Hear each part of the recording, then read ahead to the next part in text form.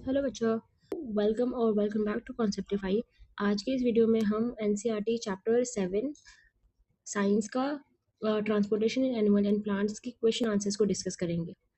इस चैप्टर को हम एनसीईआरटी की line by line already discuss कर चुके हैं और मैंने उसकी प्लेलिस्ट बना दी है। अगर आपने वो नहीं देखा है तो उसको जाकर चेकआउट करो। क्या काम होता है? ट्रांसपिरेशन। एरो डाल के करना, ऐसे नहीं लिखना, आप एरो डाल के करना, ठीक है? एरो भी डालना और यहाँ पे जो ऑप्शन लिखा हुआ है वो भी डालना। तो जाइलम का क्या काम है?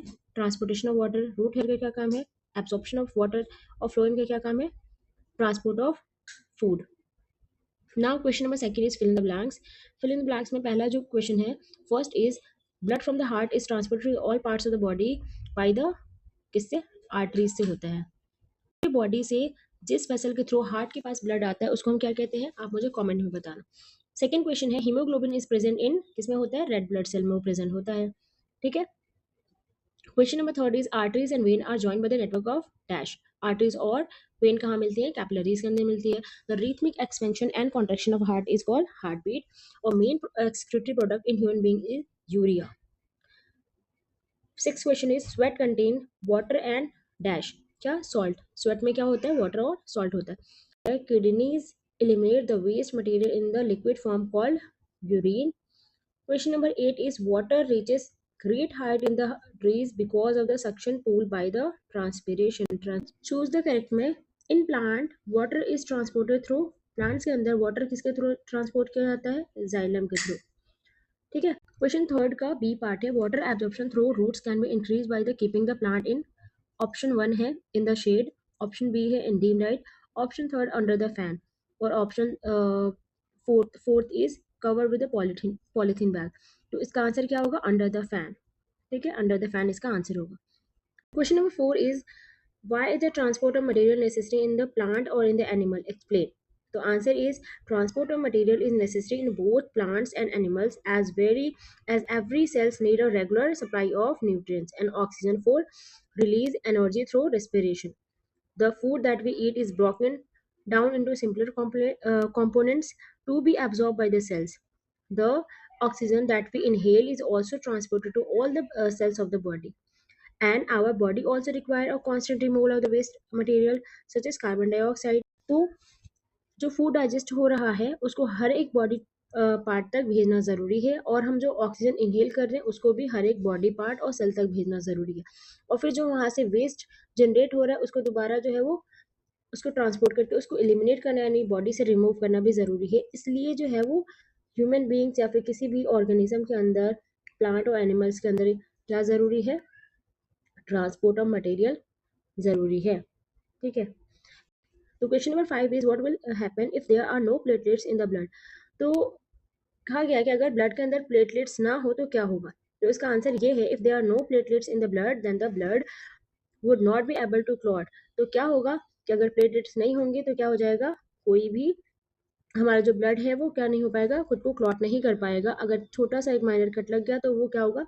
हमेशा जो है वो खून निकलता ही रहेगा, ब्लड निकलता रहेगा, जिसकी वजह से इवेंचुअली इंसान की जो है डेथ हो जाएगी। और clot is form because of the platelets, और प्लेटलेट्स का काम ही क्या है? क्लॉटिंग करना। They release blood clotting chemicals at the site of injury. जहाँ पे भी इंजरी वगैरह होती है, कट वगैरह लगता है, वहाँ पे क्या करती हैं वो प्लेटलेट्स? क्या करती हैं? क्लॉटिंग केमिकल्स, यानी कि एक तरह का क्लॉटिंग फैक्टर होता है, उसको वहाँ पे रिलीज करते हैं, जिसकी वजह से क्या होता है? वो ब्लड जो है क्लॉट होना शुरू हो जाता है, और वहाँ पे क्या हो जाता है? एक स्कम टाइप का जम जाता है, जो कि रोकता है, प्रिवेंट करता है ब्लड को बॉडी से निकलने से। These chemical form a clot and prevent further bleeding. और ये जो केमिकल्स जो है वो क्या करती हैं? क्लॉट फॉर्म करती हैं और आगे जो है ब्लीडिंग होने से बचाती हैं। Question number 6 is what is stomata? Give two function of stomata. यानी कि स्टोमेटा क्या है? क्वेश्चन चैप्टर नंबर फर्स्ट में आप ऑलरेडी स्टोमेटा के बारे में पढ़ चुके हैं, और इस चैप्टर में भी स्टोमेटा के फंक्शन के बारे में आपको बताया गया है, ठीक है? स्टोमेटा क्या है? टाइनी पोर्स जो है वो on the surface of leave, इसी को हम क्या बोलते हैं? स्टोमेटा। और स्टोमेटा के दो फंक्शन क्या है? ये गैसेस के एक्सचेंज में हेल्प करता है, और दूसरा जो है evaporation of water from the leave surface occur through stomata, जिसको हम क्या बोलते हैं? ट्रांसपीरेशन बोलते हैं। यहाँ पे एक डायग्राम के थ्रू आपको समझाया भी गया है यहाँ पे कि स्टोमेटल पोर है और ये हमारी क्या है? लीव है। एक छोटा सा क्रॉस सेक्शन करके यहाँ दिखाया गया है। कार्बन डाइऑक्साइड जो है वो जब फोटोसिंथेसिस करते हैं तो लेता है, और फिर जब फोटोसिंथेसिस हो जाता है तो क्या निकलता है? ऑक्सीजन निकलता है। और स्टोमेटल पोर के थ्रू ही क्या निकलता है? वाटर वेपर्स के फॉर्म में निकल जाता है क्या, वाटर, जो कि ट्रांसपिरेशन कहलाता है। Now question number 7 is does transpiration serve any useful function in plant, explain. आपको एक्सप्लेन करना है कि ट्रांसपिरेशन की वजह से प्लांट्स में ऐसे कौन कौन से यूजफुल फंक्शन होते हैं ट्रांसपिरेशन का। तो transpiration is evaporation of water from the plants. Transpiration का क्या मतलब होता है, प्लांट्स में से जो पानी भाप बन के उड़ रहा है उसी को हम क्या बोलते हैं, ट्रांसपिरेशन कहते हैं। Water evaporates through the stomata present on the surface of the leaf. Stomata कहाँ प्रेजेंट होता है, लीव्स के सरफेस के ऊपर, और उससे क्या इवेपोरेट होता है, वाटर इवेपोरेट होता है। कैसे होता है, जब स्टोमेटा के लीव्स के अंदर, लीव्स के सेल के अंदर बहुत सारा पानी हो जाता है तो क्या होता है, स्टोमेटल पोर जो है खुल जाते हैं। स्टोमेटल पोर खुलते हैं तो क्या होता है, वो इवेपोरेट हो जाता है वाटर, और जैसे ही सेल के अंदर पानी जो है कम हो जाता है तो क्या होता है, वो श्रिंक कर जाते हैं, यानी बंद हो जाते हैं, क्लोज हो जाते हैं, और उसकी वजह से ट्रांसपिरेशन जो है वो रुक जाती है। Transpiration is mainly responsible for the loss of water. Transpiration जो है किस लिए रिस्पॉन्सिबल है, वाटर लॉस के लिए रिस्पॉन्सिबल है। प्लांट्स ने एब्जॉर्ब किया है उसको वाटर वेपर के फॉर्म में क्या होता है, वो निकालते हैं, किसके थ्रू, स्टोमेटा के through. However, it is important for the plant at is help in the movement of water to the top of all cells। इसकी वजह से क्या होता रहता है, प्लांट बॉडी के अंदर वाटर का डिस्ट्रीब्यूशन होता रहता है। It also help in cooling the plant, और इसकी वजह से क्या होता है, प्लांट खुद को कूल भी रखता है। Now question number 8 is what are the component of blood. Blood के कौन कौन से कंपोनेंट्स हैं, तो ब्लड के 3 पार्ट के बारे में यहाँ पे बताया गया है। The main component of blood are red blood cells, दूसरा वाइट ब्लड सेल्स, तीसरा क्या है, प्लेटलेट्स। नंबर ऑफ अगर बात करें तो सबसे ज़्यादा रेड ब्लड सेल्स होती हैं। इसमें एक रेड कलर का पिगमेंट होता है जिसको हम हीमोग्लोबिन कहते हैं। हीमोग्लोबिन जो है वो ऑक्सीजन और कार्बन डाइऑक्साइड को जो है वो ट्रांसपोर्ट करता है। वाइट ब्लड सेल्स के बारे में अगर बात करें तो वाइट ब्लड सेल्स जो है वो कलरलेस होती हैं क्योंकि इसमें कोई हीमोग्लोबिन नहीं होता। और इनका क्या काम होता है, इनका काम होता है fight against infection and protect the body from the foreign particles such as germs and bacteria. Germs and bacteria से प्रोटेक्ट करने का भी काम कौन करती हैं, वाइट ब्लड सेल्स करती हैं। प्लेटलेट्स जो है वो स्मॉलेस्ट सेल है ब्लड के अंदर, और इनका काम होता है क्लॉटिंग करना, और जिसकी वजह से ब्लड ब्लीडिंग जो है वो प्रिवेंट होती है। इसके अलावा ब्लड का जो दूसरा, ये तो सारे सॉलिड कंपोनेंट्स है, इसके अलावा जो है वो प्लाज्मा भी ब्लड का ही कंपोनेंट है। ये जितने भी हैं वो सारे क्या है, सॉलिड कंपोनेंट्स हैं, और इसका लिक्विड कंपोनेंट क्या है, प्लाज्मा है। ठीक है, तो जो प्लाज्मा होता है वो एक मीडियम प्रोवाइड करता है। ये सारे सॉलिड हैं तो ये सारे जो है वो फ्लो कहाँ कर पाएंगे, तो फ्लो कौन करवाता है, प्लाज्मा करवाता है, और प्लाज्मा जो है 55% ऑफ ब्लड को कॉन्स्टिट्यूट करता है। Now question number 9 is why is blood needed bye all the parts of the body. Blood जो है हर एक बॉडी पार्ट तक पहुंचना क्यों जरूरी है। Answer is blood is needed by the all parts of the body as it is the important part of the transport system of our body। blood जो है हर एक बॉडी पार्ट के लिए इसलिए ज़रूरी है क्योंकि ये जो है वो ट्रांसपोर्ट का काम करता है। It performs the following important function. ये जो है वो ये सारे इंपॉर्टेंट फंक्शन परफॉर्म करता है। पहला जो है वो CO2 को लंग्स से लेकर के हर एक सेल तक पहुंचाता है।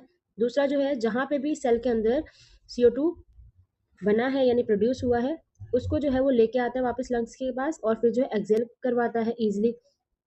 तीसरा इसका काम ब्लड का क्या है, ट्रांसमिट हीट, दस रेगुलेटिंग द बॉडी टेम्परेचर। ये जो है हीट को क्या करता है, ट्रांसमिट करता है, इसलिए हमारी बॉडी टेम्परेचर को भी कौन मैनेज करता है, ब्लड ही करता है। It also fight with disease and infection. ये जो है वो डिसीज और इन्फेक्शन से फाइट भी करता है क्योंकि इसके अंदर जो है वो WBC होती है। Now question number 10 is what makes the blood look red. किसकी वजह से जो है ब्लड रेड कलर का दिखाई देता है, and the answer is the presence of hemoglobin, a red pigment in the red blood cell make blood look appear red in color। ठीक है, तो जो RBC है उसके अंदर एक पिगमेंट होता है जिसको हम क्या बोलते हैं, हीमोग्लोबिन, और हीमोग्लोबिन की वजह से क्या होता है, ब्लड का कलर रेड होता है। Haemoglobin carries oxygen and transport it to all parts of the body. और हीमोग्लोबिन ही क्या करता है, मैंने आपको बताया था, ये क्या करता है, ऑक्सीजन को ट्रांसपोर्ट करता है हर एक बॉडी पार्ट तक। Question number 11 is describe the function of heart. Heart के फंक्शन को डिस्क्राइब करना है, यहाँ पे डायग्राम के थ्रू अच्छे से इसको एक्सप्लेन किया गया है। Answer is the human heart is divided into 4 chamber. Human heart जो है वो किस चीज में है, 4 चैम्बर में डिवाइडेड है। अपर 2 चैम्बर है उनको हम राइट एंड लेफ्ट एट्रियम बोलते हैं, और लोअर जो 2 चैम्बर्स हैं उनको हम क्या बोलते हैं, राइट एंड लेफ्ट एट्रियम्स। जो राइट एट्रियम है वो रिसीव करता है कार्बन डाइऑक्साइड रिच ब्लड। आपको यहाँ मैंने बताया, अच्छे से एक्सप्लेन किया है। तो यहाँ पे क्या होता है, कार्बन डाइऑक्साइड रिच ब्लड जो है वो यहाँ पे आता है, कहाँ पे, राइट एट्रियम में। फिर वो कहाँ जाता है, राइट वेंट्रिकल में जाता है, और राइट वेंट्रिकल से होते हुए वो कहाँ चला जाता है, लंग्स में जाता है, जहाँ पे एक्सेल आउट हो जाता है कार्बन डाइऑक्साइड। और उसके बाद जब हम इनहेल करते हैं तो फ्रेश एयर आता है, फ्रेश एयर जो है यहाँ से एंटर करता है लंग्स से, और लंग्स से वो कहाँ जाता है, दोबारा हार्ट में जाके हार्ट जो है उसको पंप कर देता है पूरी बॉडी में, और हर एक सेल तक पहुंचा देता है। इसी को इसमें अच्छे से एक्सप्लेन किया गया है। Number 12 is why it is necessary to excrete waste product. अब पूछा गया कि वेस्ट प्रोडक्ट्स को एक्सक्रीट करना क्यों जरूरी है। Now answer is all cells of our body produce waste product. हमारे सेल जो है वो क्या करते हैं, वेस्ट प्रोडक्ट को क्या करते हैं, जनरेट करते हैं, यानी प्रोड्यूस करते हैं। और ये जो वेस्ट प्रोडक्ट है वो हमारी बॉडी के लिए बहुत ज़्यादा टॉक्सिक होते हैं, इसलिए इनको एक्सक्रीट करना बहुत ज़्यादा ज़रूरी होता है।